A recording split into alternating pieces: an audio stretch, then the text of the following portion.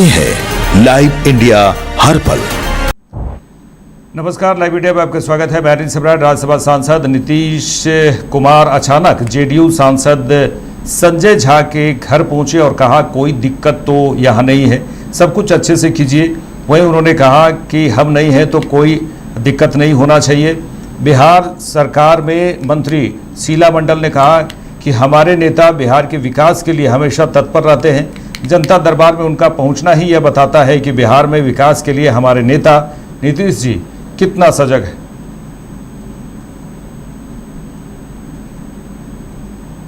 देखिए, ये जनता दरबार बहुत ही अच्छा कदम है। ये बहुत पहले से चल रहा है और हमेशा हमारे गार्जियन हैं, उनका ही आशीर्वाद है जिसकी वजह से आज हम यहाँ तक पहुँच पाए। चौका से चौका का सदन तक पहुँचा। मंत्रिमंडल में उन्होंने जो विश्वास किया है वो हमेशा गार्जियन का काम ही होता है ना, निरीक्षण करना, देखना कि काम हो रहा है कि नहीं। आज देखिए यहाँ पे जब जनता दरबार लगता है तो कितने सारे लोग आते हैं, सभी जगहों का समस्याओं को आप समझिए कि कोई भी समस्या होता है तुरंत उसका निदान होता है। तो बहुत अच्छी पहल है और इससे आम जनता में भी अच्छा मैसेज आता है। बहुत लोग खुश है इससे।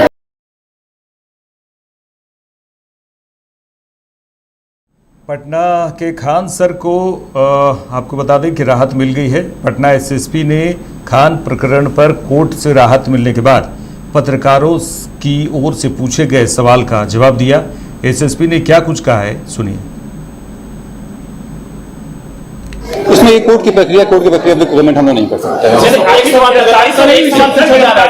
सवाल पूछा जा रहा है सर, लगातार ऑपोजिशन की तरफ से, रोशन सर की तरफ से खास करके सवाल आ रहा है कि उनको गिरफ्तार कर लिया गया सर, लेकिन जबकि आरोप लगे खान सर के ऊपर, उनको क्यों लेट किया गया सर? उनके ऊपर उसमें जो भी है वो अनुसंधान का विषय है और आप लोगों से मैं अवधि कराया गया है और जैसा आगे का भी रहेगा वो आप लोगों को अवगत कराया जाएगा। इसमें देखिए, ये उनके बात है। जो हमारा अनुसंधान का विषय है वो हमारा अनुसंधान चल रहा है, हमने जांच के लिए भेज दिया है और जैसा वो रहेगा आएगा रहेगा। जो मांगा जाएगा वो हम लोग उपलब्ध कराएंगे। सर, पटना पुलिस हाईकोर्ट नहीं करेगी इस मामले में? हमारा काम अनुसंधान करना है, हम अनुसंधान करेंगे, अनुसंधान के आगे जैसा आएगा उससे कर रहे हैं। सर, 2 गार्ड्स के अलावा और विकास के देखिए, जैसे मैंने बताया कि जो फायरिंग की मामला आया है और उसी के तहत में जांच की जा रही है और अगर इसमें अन्य लोगों की भी जिम्मेदारी आएगी, उनके भी आंख किए जाएंगे लाइसेंस से और जैसा आएगा उससे आगे कार्रवाई की जाएगी।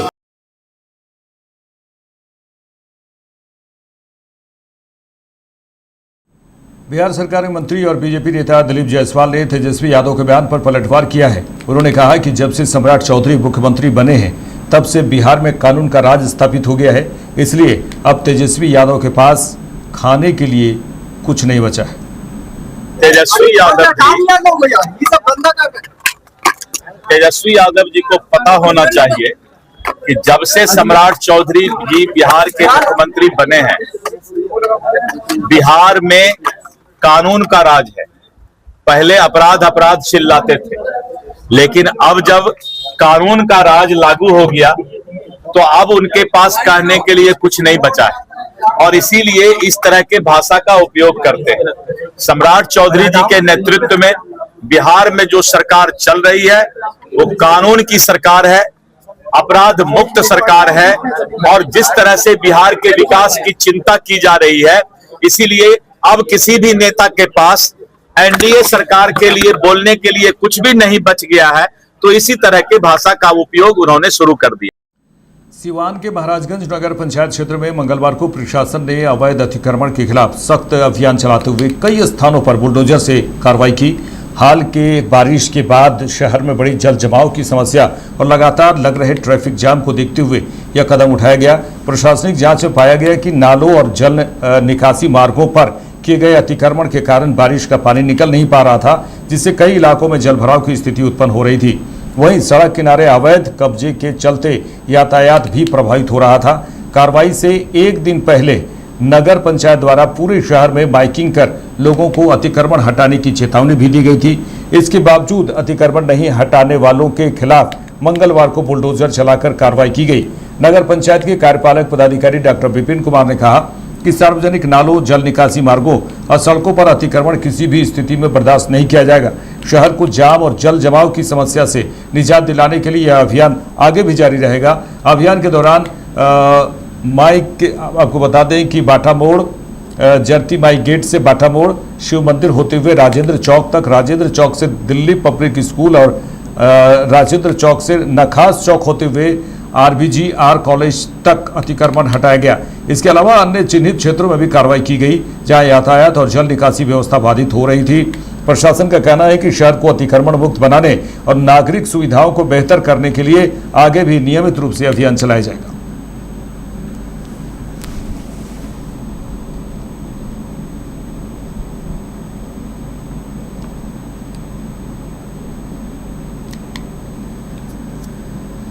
बढ़ती महंगाई, बेरोजगारी और पलायन के मुद्दे पर राष्ट्रीय जनता दल के द्वारा मोतिहारी के सभी प्रखंड मुख्यालय में 1 दिवसीय धरना का आयोजन किया गया, जिसमें छौड़ादानो प्रखंड मुख्यालय में आयोजित धरना प्रदर्शन में पूर्व विधि मंत्री शमीम अहमद भी अपने कार्यकर्ताओं के साथ पहुंचे, जहां उन्होंने केंद्र और बिहार सरकार के खिलाफ में जमकर हमला बोला। बढ़ती महंगाई, बेरोजगारी और पलायन के मुद्दे पर सरकार को घेरा। साथ ही उन्होंने कहा कि बिहार की जनता बढ़ती महंगाई, बिजली की कमी, पलायन, बढ़ते रसोई गैस और पेट्रोल की कीमतों से त्रस्त है। इसलिए सरकार मुद्दे को भटकाने के लिए कभी गमछा तो कभी सुरक्षा कर्मी और आवास का मुद्दा उठाती रहती है और जनता इस बार बिहार की है। जनता ठगा हुआ महसूस कर रही है। आने वाले समय में जनता केंद्र और बिहार की सरकार को जवाब देने का काम करेगी। का उद्देश्य ये है कि किस तरह देश में महंगाई है, बेरोजगारी है, गरीबी है, भ्रष्टाचार है और बिहार की भ्रष्ट और चौपट सरकार है। ये सारे मुद्दे को लेकर के हम लोग आए। हमारे अध्यक्ष माननीय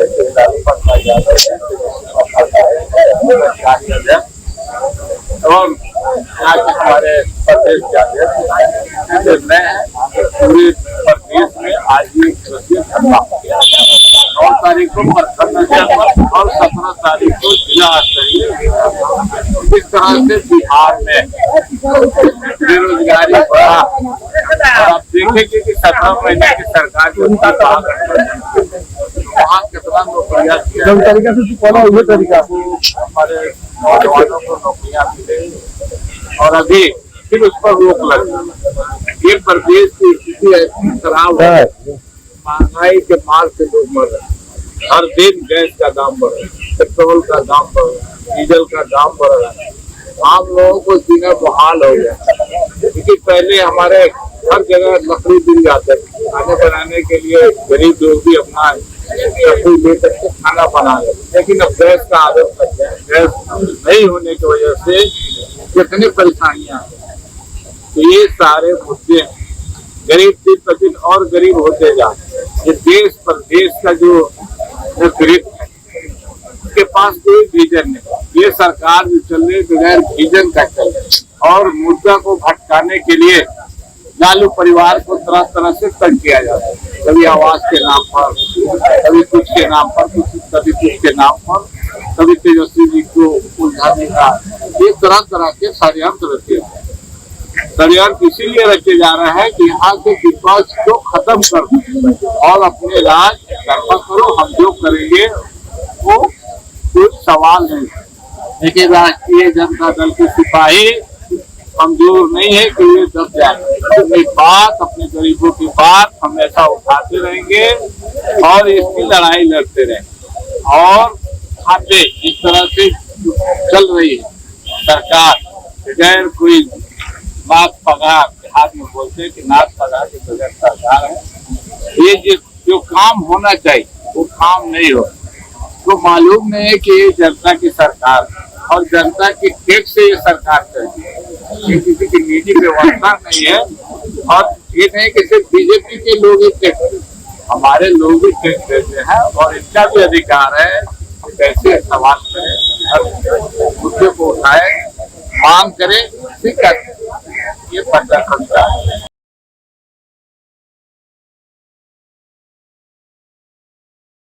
कांग्रेस सांसद इमरान मसूद ने लोकसभा स्पीकर पर 20 टीएमसी सांसदों के लिखे पत्र पर कहा कि वे डरपोक कायर लोग हैं। लोकतंत्र को लुटेरों ने लूटने का काम किया है। डरा धमकाकर पार्टी तोड़ दी जा रही है। लड़ाई सीधी है और राहुल गांधी के अलावा और किसी में दम नहीं है कि वह इस लड़ाई को मजबूती से लड़ सके। डरपोक लोग हैं, कायर लोग हैं। लोकतंत्र को लुटेरे लोगों ने देश के अंदर लोकतंत्र को लूटने का और रौंदने का काम कर दिया। डरा करके धमका करके पार्टियां तोड़ी जा रही हैं। देखिए, लड़ाई सीधी है और राहुल गांधी के अलावा किसी के अंदर वो दम नहीं है जो देश के अंदर इस लड़ाई को मजबूती के साथ लड़ सके। इसलिए राहुल जी के चूंकि लड़ाई बिल्कुल साफ, आप देख भी रहे हो कि जिसने भाजपा के तरफ जरा सा नरम रुख इख्तियार किया, भाजपा उसको खा गई। बिहार के डिप्टी सीएम विजेंद्र यादव ने राजद नेता तेजस्वी यादव पर सीधे बड़ा आरोप लगाया है और उन्होंने कहा है कि आप ही बताएं। उन्होंने सवाल भी किया है कि तेजस्वी यादव क्या कुछ कहते हैं, उसी को लेकर कहा है कि आप ही बताएं तेजस्वी यादव क्या कह सकते हैं।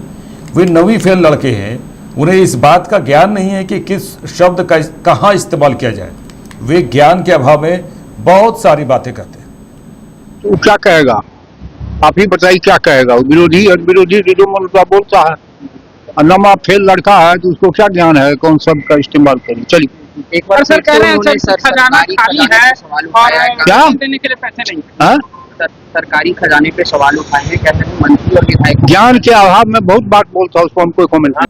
बिहार विधानसभा में नेता प्रतिपक्ष तेजस्वी यादव ने कहा कि जिन्हें डर है उन्होंने सुरक्षा ले रखी है, हमें किसी बात का डर नहीं है। जनता हमारे साथ है, हमारे कार्यकर्ता बहादुर हैं, सही समय आएगा और सबको जवाब मिलेगा।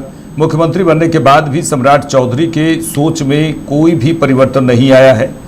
सम्राट चौधरी, उन्होंने सीएम सम्राट चौधरी को लेकर कहा कि भले ही मुख्यमंत्री बन गए हों लेकिन वे चीफ मिनिस्टर नहीं है, वे चीफ मिनिस्टर हैं। तेजस्वी यादव ने कहा है कि वे अहम मुद्दों से ध्यान भटका रहे हैं। भ्रष्टाचार, पेपर लीक, बेरोजगारी, महंगाई, ये सभी मुद्दे हैं और इनसे ध्यान भटकाने के लिए ये सब किया जा रहा है। भाई, सुरक्षा जिसको डर है वो अपना रखे हुए, हम लोगों की इस बात का डर, जनता हम लोगों के साथ है, हमारे कार्यकर्ता बहादुर हैं, संघर्ष में हमारे साथी हैं। सही समय आएगा, सबको जवाब मिलेगा। खाली करने का भी निर्देश तो क्या फर्क पड़ रहा है। आवाज ये बात समझ जाइए, प्रथम महिला मुख्यमंत्री श्री राबड़ी देवी जी 2005 के बाद से आज तक कोई स्टेटस में बदलाव नहीं हुआ है और ये जो 10 नंबर मिला था ये सरकार ने ही दिया था। अब केवल तंग करने के लिए मांग कर दिया गया है नेता विरोधी दल का कि यहाँ से हट जाए। हालांकि सेम कैबिनेट रैंक के नेता विरोधी दल है, पूर्व मुख्यमंत्री है। यहाँ तो बिना पद के लोग जो है बंगलो लिया हुआ है, सिक्योरिटी लिया हुआ है, उससे हमको क्या लेना देना। सम्राट चौधरी मुख्यमंत्री बनने के बाद में भी कोई सोच में परिवर्तन नहीं आया है। सम्राट चौधरी जी वही तुच्छ राजनीति, वही चीप पॉलिटिक्स, वही नकारात्मक पॉलिटिक्स और कहीं ना कहीं टीटीएम करते हुए मोदी जी और अमित शाह को संदेश देते हुए कि देखिए भाई, हम जो है लालू जी के पाठशाला के तो थे लेकिन अब आपके पाठशाला के हो गए, तो वो संदेश देना है। हालांकि सम्राट चौधरी एक सिलेक्टेड मुख्यमंत्री है, कोई इलेक्टेड मुख्यमंत्री नहीं है। भले ही चीफ मिनिस्टर बन गए हैं लेकिन वो चीफ मिनिस्टर नहीं बल्कि चीफ मिनिस्टर है, क्योंकि चीप पॉलिटिक्स कर रहे हैं और जो अहम मुद्दे जो हैं मुद्दों से ध्यान भटका रहे हैं। मुद्दा क्या है? रिश्वत का मामला है, भ्रष्टाचार का मामला है, कितने अधिकारी फंसे हैं, बचाया जा रहा है। मुद्दा दूसरा क्या है? पेपर लीक है, नीट लीक है, नीट का लीक हुआ, पेपर लीक हुआ, बेरोजगारी है, डेली अपहरण, अपराधी जो है बेलगाम हो रखे हैं और महंगाई है, गैस पेट्रोल डीजल के दाम बढ़ा दिए गए हैं। महिलाओं को 2-2 करोड़ रुपया देना था, सरकारी खजाना खाली है, मुख्यमंत्री बन के भी कुछ नहीं कर पा रहे हैं, कुछ देने के लिए नहीं है। तो ध्यान भटकाने के लिए केवल लालू जी और उनके परिवार को गाली दो। अभी भी वही दो लगातार 90 से भाजपा के लोग कर क्या रहे हैं अब तक भी सोचिए 21 साल से भी ज्यादा इनकी सरकार हो गई और अभी भी लालू जी उनके परिवार को ही गाली देकर राजनीति चला रहे हैं। अरे बदले की भावना, ध्यान भटकाना कि भाई महंगाई है, गरीबी है, बेरोजगारी है, पेपर लीक हो रहा है, इनके अधिकारी से लेके मंत्री घोटाला पे घोटाला कर रहे हैं। कितना घोटाला हो गया, रिशु कांड हो गया, सृजन घोटाला का क्या हुआ, बालिका गृह कांड का क्या हुआ, कहीं कोई कार्रवाई हो रही है क्या? कहीं कोई कार्रवाई नहीं हो रही है। और हमने जिस दिन शपथ सम्राट चौधरी ने लिया था, हमने यही बोला था कि अब यही राजनीति करेंगे, जगहों का नाम बदल लेंगे, नामकरण करेंगे, ये फर्जी एनकाउंटर विशेष जातियों पर करवाएंगे। लालू जी और हम लोगों को गाली दे करके घर खाली कराना, सिक्योरिटी छिलवाना, आज वो मेरा स्टेटमेंट देख लीजिए, वो सच साबित होता हुआ नजर आ रहा है। तो इनके कोई कृपा से हमको घर और सिक्योरिटी मिला था क्या? हम 3 बार चुनाव जीते हैं, नेता विरोधी दल रहे, उप मुख्यमंत्री रहे, राबड़ी देवी जी प्रथम महिला मुख्यमंत्री रही है, 2 बार मुख्यमंत्री रही है, लालू जी रेल मंत्री से लेकर के क्या नहीं रहे, हर सदनों के सदस्य रहे हैं। तो इनके कृपा पे मिला था क्या?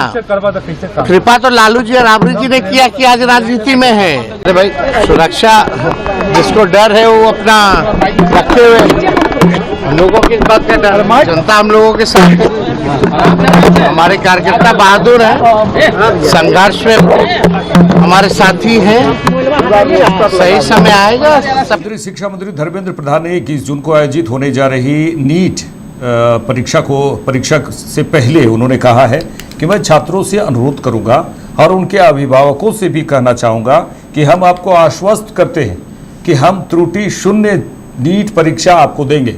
इस बार परीक्षा के नतीजे सटीक समय में ले आएंगे ताकि बच्चों को सीखने के समय का नुकसान ना हो। बच्चों से अनुरोध है कि आप पढ़ाई पर ध्यान दें और आप निर्भीक तरीके से परीक्षा दें। देखिए, मैं बच्चों को अनुरोध करना चाहूंगा, उनके अभिभावकों को बात करना चाहूंगा कि हमने पहले भी कहा था कि हम आपको आश्वस्त करते हैं कि त्रुटि शून्य नीट इस बार करके देंगे।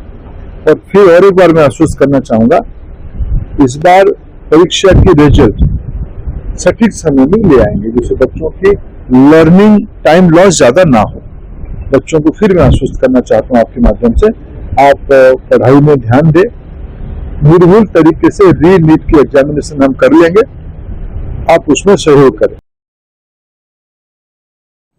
दिल्ली हज कमेटी की चेयरपर्सन कौसर जहां ने भारत के सबसे लंबे समय तक लगातार प्रधानमंत्री रहने वाले नरेंद्र मोदी के बारे में उन्होंने कहा कि प्रधानमंत्री नरेंद्र मोदी के नेतृत्व में पिछले 12 वर्षों में एक विकसित भारत की ठोस आधारशिला स्थापित हुई है।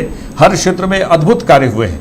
इन्हीं कार्यों की बुनियाद पर देश एक विकसित, संपन्न, आत्मनिर्भर और विश्व मंच पर नेतृत्वकारी भूमिका निभाने की दिशा में बहुत तेजी से अग्रसर है। पिछले 12 वर्षों में केवल सरकार ने उपलब्धियों का इतिहास नहीं लिखा है, बल्कि विकसित भारत के संकल्प की नींव भी रखी है। जी हाँ, यशस्वी प्रधानमंत्री मोदी जी के नेतृत्व में पिछले 12 वर्ष जो है एक विकसित भारत की ठोस आधारशिला के वर्ष सिद्ध हुए हैं। आपने देखा होगा हर क्षेत्र में अद्भुत कार्य हुए हैं और इन्हीं कार्यों की बुनियाद पर देश एक विकसित, संपन्न, आत्मनिर्भर, विश्व मंच पर नेतृत्वकारी भूमिका निभाने की दिशा में बहुत तेजी से अग्रसर है। पिछले 12 वर्षों में केवल जो है सरकार ने उपलब्धियों का इतिहास नहीं लिखा है, बल्कि एक विकसित भारत का जो विराट संकल्प है उसकी नींव रखी है। देखिए, ये कोई छोटी उपलब्धि नहीं है। पिछले 12 वर्षों से और उससे पहले मुख्यमंत्री के रूप में निरंतर जन सेवा में माननीय पीएम साहब लगे हुए हैं, बिना रुके, बिना थके, बिना कोई छुट्टी लिए। पूरे विश्व में उन्हें एक एग्जाम्पल माना जाता है लीडरशिप का। और जैसे कि आपने देखा होगा कि विश्व पटल पर भी जो है भारत को जो सम्मान मिला है, भारत का जो स्टेटस बढ़ा है, और खासकर मुसलमान देशों से जो अभिनंदन या फिर जिस तरह का सम्मान उन्हें मिलता है वहाँ से, मेरे ख्याल से इससे पहले और किसी प्रधानमंत्री को कहाँ हमें देखने को मिला, इतनी इज्जत कहाँ दी गई। और पीएम साहब जो है आज तक अजय हैं और अभी तक उन्हें कोई हरा नहीं सका है। हमारे देश में भी अगर देखा जाए तो और किसी नेता को मेरे ख्याल से इतने लंबे समय तक जनता का भरोसा कहाँ मिल पाया है। बिहार राज्य के खिलाड़ी अपनी प्रतिभा का परचम अंतर्राष्ट्रीय स्तर पर लहरा रहे हैं। बिहार के गोलकीपर सावन कुमार ने विगत दिनों जापान में आयोजित एशियन हॉकी टूर्नामेंट अंडर 18 में शानदार प्रदर्शन करते हुए भारत को गोल्ड मेडल दिलाया। इस बड़ी उपलब्धि पर सूचना और जनसंपर्क ग्रामीण विकास विभाग जेडीयू विधायक दल के नेता सब बिहार हॉकी संघ के अध्यक्ष मंत्री श्रवण कुमार ने गोलकीपर सावन कुमार को सम्मानित किया। आपको बता दें कि मंगलवार को सूचना भवन में आयोजित सम्मान समारोह में कहा कि बिहार ने हॉकी के अंतर्राष्ट्रीय स्तर पर अपना पहला स्वर्ण पदक जीतकर इतिहास रच दिया है।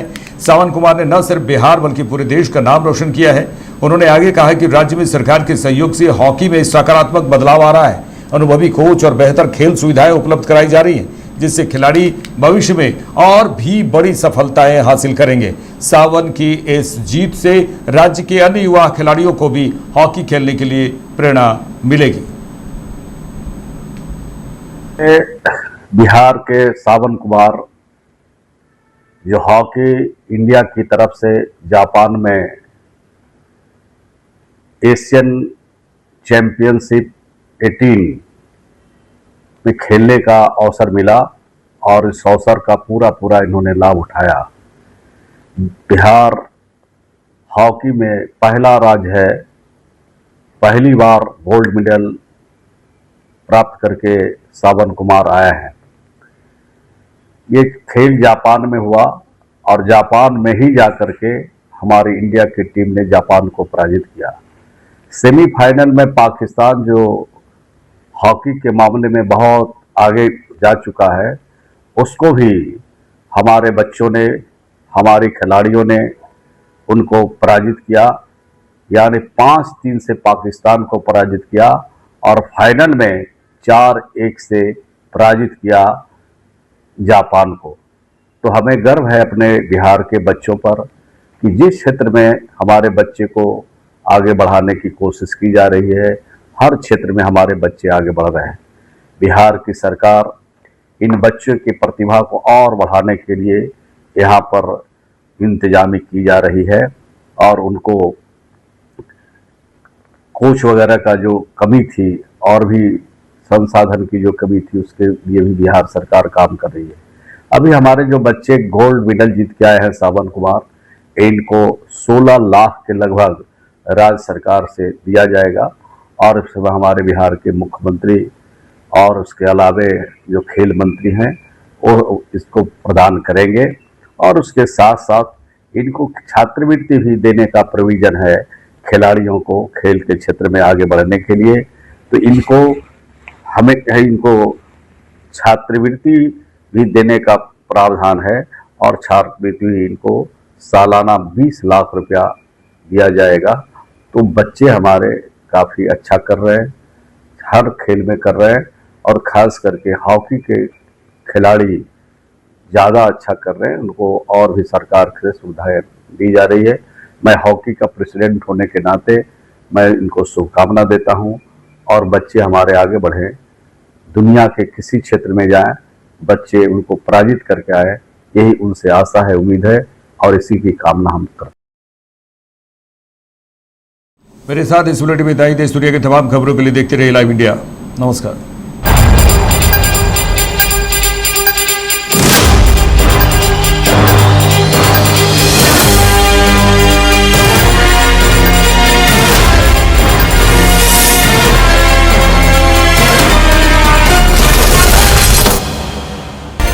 आप देख रहे हैं लाइव इंडिया हर पल।